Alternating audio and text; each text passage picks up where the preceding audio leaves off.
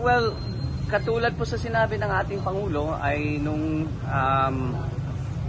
nagpirmahan na sa impeachment complaint ay tinanong ko siya kung ano bang advice niya.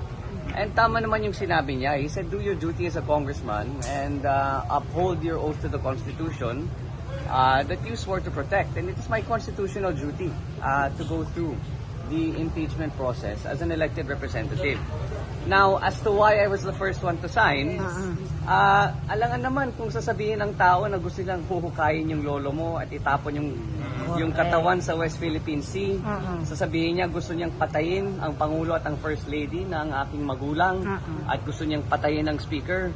Ba't naman nagugulat ang tao na pipirma ako dyan? These are statements that can't be taken lightly, especially from someone with such a high position. So, nagtataka na nga ako kung bakit nagulat yung tao. Alangan naman kung sasabihin mo, huhukayin mo lolo ko.